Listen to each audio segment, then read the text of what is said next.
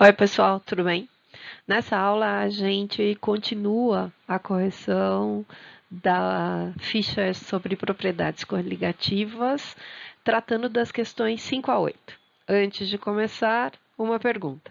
Vocês já fizeram esses exercícios? Tiveram muitas dúvidas? Dá uma olhadinha, tenta fazer sozinhos antes de ouvir o que eu vou falar a respeito deles. A questão 5 traz o seguinte enunciado. Em um laboratório foram preparadas uma solução 1 mol por litro de ZnCl2 e uma outra 1 mol por litro de NaCl, para serem utilizadas em diferentes experimentos. Num determinado experimento, foram obtidos valores de pressão de vapor dessas soluções em diferentes temperaturas. Identifique, dentre as curvas A, B e C apresentadas no gráfico, aquela que corresponde à solução de ZnCl2 e aquela que corresponde à solução de NaCl. Justifique sua resposta. Para responder, a gente tem que lembrar que a adição de um soluto não volátil a um solvente provoca o abaixamento da pressão máxima de vapor da solução e que esse efeito é denominado efeito tonoscópico. Bom, se ocorre um efeito tonoscópico e esse é caracterizado pelo abaixamento da pressão máxima de vapor da solução, a gente já pode eliminar a curva A. Por quê? Porque essa curva A, ela mostra um sistema, um solvente, um líquido, que em qualquer temperatura vai apresentar pressão máxima de vapor superior à da água. Para identificar B e C, né? Quem seria a solução aquosa de NaCl e quem seria a solução aquosa de ZnCl2, precisamos lembrar que o abaixamento da pressão máxima de vapor, ele depende da quantidade de partículas dissolvidas em solução, ou seja, é proporcional à concentração de soluto vezes I. E esse I é o nosso fator de Van 't Hoff. Lembra o que é isso?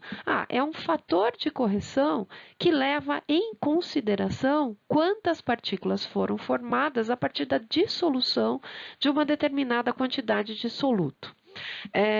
Vamos tentar lembrar, né? No caso do NaCl, para cada mol de NaCl adicionado ao sistema, caso a dissociação iônica ocorra com um grau de dissociação de 100%, serão formados 2 mols de partículas. Já no caso do ZnCl2, considerando um grau de dissociação iônica de 100%, para cada mol de ZnCl2, a gente teria 2 mols de partículas. Dessa forma, a gente pode dizer que o I é calculado como I é igual a 1 mais alfa Q menos 1, sendo o alfa o grau de dissociação iônica ou grau de ionização e Q a quantidade de partículas em solução. Né? No caso do NaCl, como para cada mol de NaCl a gente tem 2 mols de partículas, o Q é igual a 2, já no caso do ZnCl2, o Q é igual a 3. Como o enunciado não diz nada, nós vamos considerar alfa 100% e, portanto, I sendo igual a Q.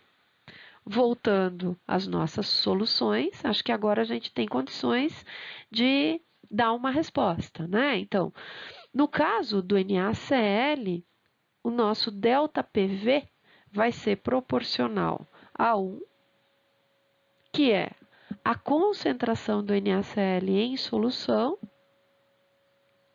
vezes 2, que é a quantidade de partículas geradas, o Q. Tá? Já o ZnCl2, o ΔPV é proporcional a 1, que é a concentração da solução, vezes o 3, que corresponde ao Q, e, portanto, proporcional a 3. Ora, o abaixamento da pressão máxima de vapor da solução de NaCl é inferior ao da solução de ZnCl2. Portanto, a curva B corresponde ao NaCl e a curva C ao ZnCl2. Vejamos o enunciado da questão 6. 3 soluções aquosas de nitrato de sódio, nitrato de alumínio e glicose, com concentrações meio mol por litro, foram aquecidas em 3 becquerels, sob as mesmas condições ambientes, até ebulição. As temperaturas das 3 soluções foram monitoradas com 3 termômetros devidamente calibrados. Pergunta-se: qual das soluções deve apresentar maior pressão de vapor? E qual das soluções deve apresentar a maior temperatura de ebulição? Bom, antes de responder, vamos analisar a natureza dos solutos presentes em cada uma das soluções. Nitrato de sódio e nitrato de alumínio, ambos iônicos e, portanto, que sofrem dissociação iônica, e glicose, molecular, que não ioniza. Além disso, é preciso lembrar que a adição de um soluto não volátil a um solvente provoca o efeito tonoscópico, ou seja, o abaixamento da pressão máxima de vapor. E esse abaixamento da pressão máxima de vapor, chamado ΔPV, é proporcional à concentração de soluto e ao fator de Van 't Hoff. E um outro efeito, o efeito ebuloscópico, ou seja, a elevação da temperatura de ebulição. Essa elevação, ΔTE, é proporcional à concentração de soluto multiplicada pelo fator de Van 't Hoff. Como o enunciado não diz nada acerca do grau de dissociação iônica alfa, a gente vai considerar que alfa é igual a 100% e que, portanto, I é igual a Q, ou seja, a quantidade de partículas geradas através do processo de ionização ou dissociação iônica.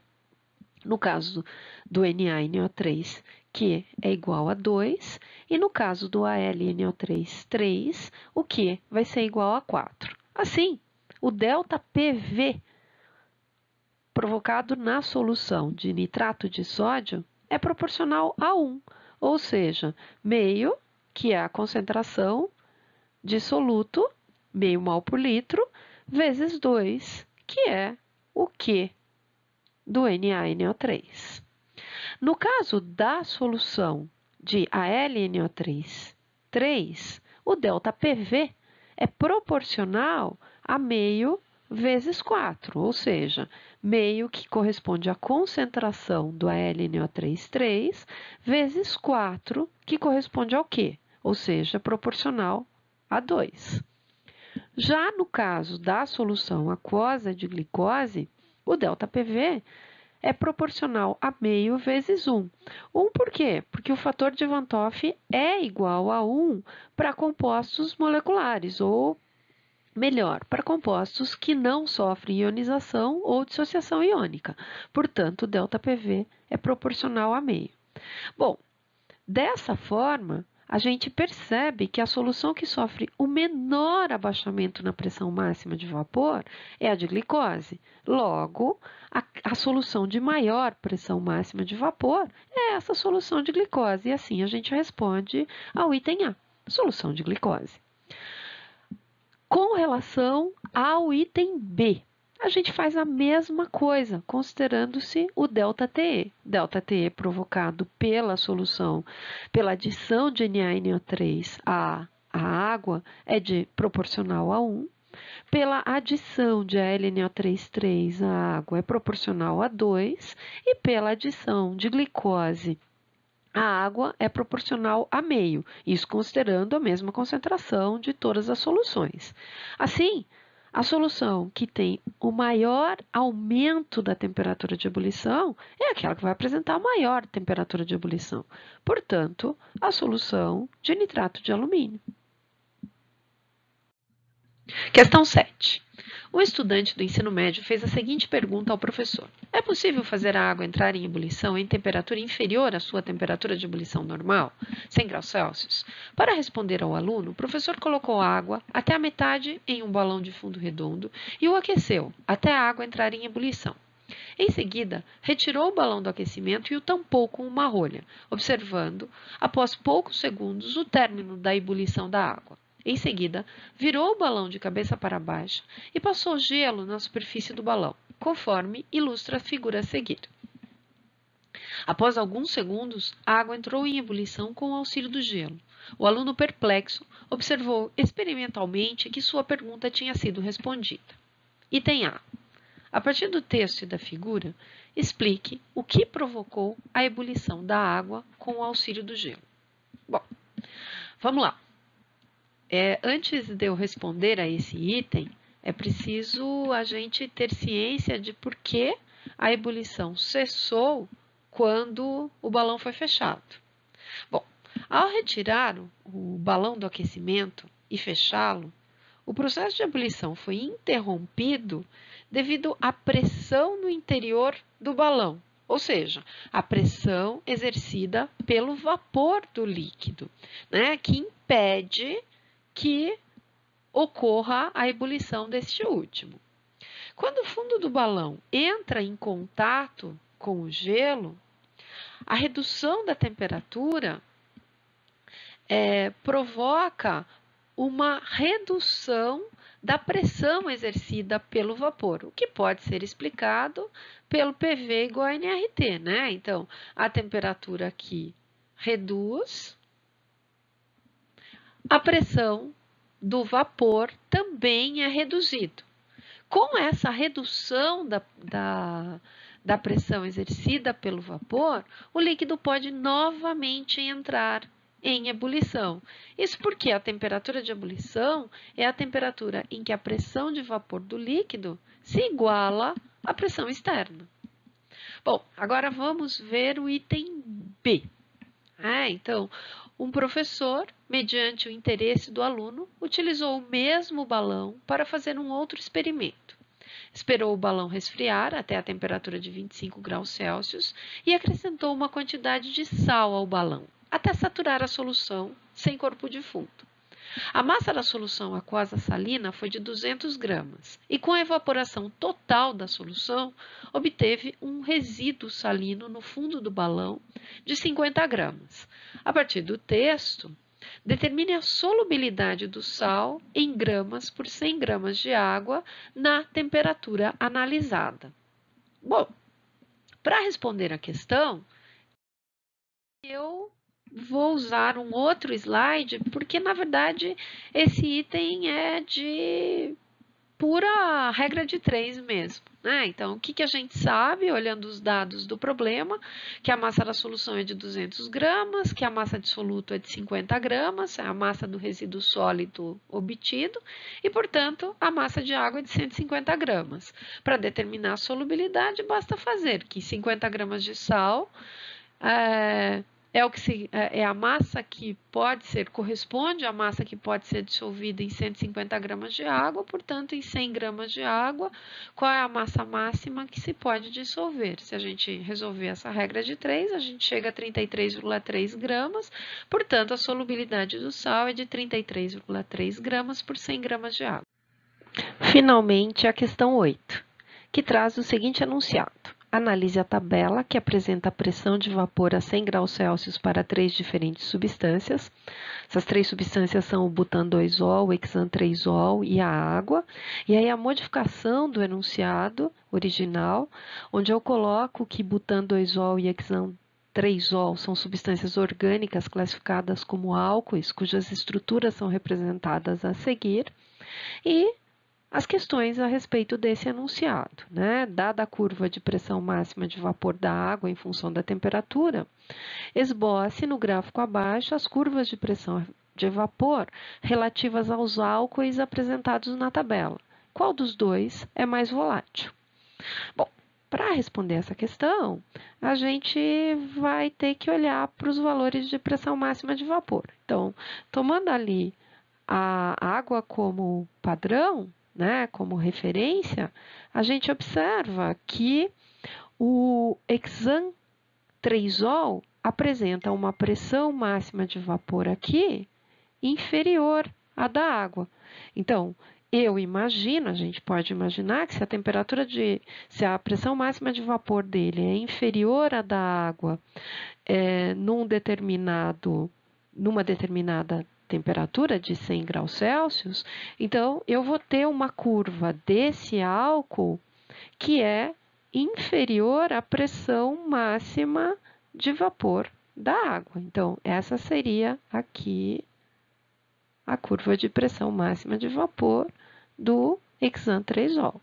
Por outro lado, se eu parar para avaliar a pressão máxima de vapor do butan-2-ol, eu percebo que esse álcool apresenta uma pressão máxima de vapor superior à pressão máxima de vapor da água, né, que é de 760.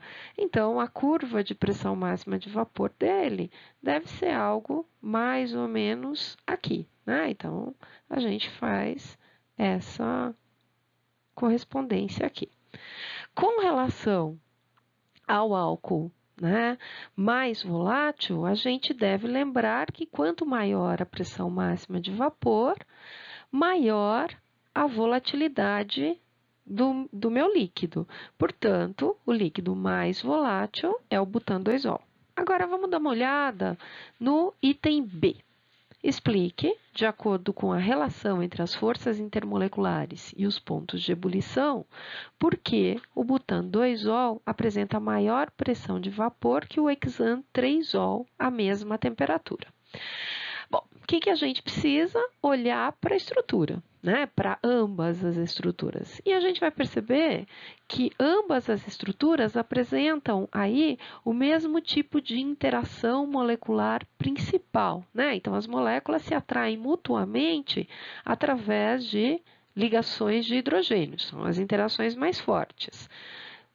Por isso, não é esse tipo de interação que vai caracterizar a maior temperatura de ebulição do hexano 3-ol quando comparado ao butano 2-ol, né? O que vai ser responsável por essa diferença na temperatura de ebulição é o tamanho das moléculas, né? As moléculas apresentam diferentes tamanhos. O hexano 3-ol é maior do que o butano 2-ol. Portanto, entre as moléculas do hexano 3-ol, há uma maior superfície de contato do que do butano 2-ol. Então, o butano 2-ol, sendo uma molécula menor, vai apresentar uma maior pressão máxima de vapor. E tendo uma maior pressão máxima de vapor, será o líquido mais volátil. Bom, gente, finalmente chegamos ao fim. Espero que vocês tenham aproveitado. Se ainda restou alguma dúvida, ou se ainda restaram dúvidas, eu recomendo a leitura do texto sobre propriedades coligativas que está lá no capítulo 4 do volume 2. Tá? Beijo a todos e até a próxima.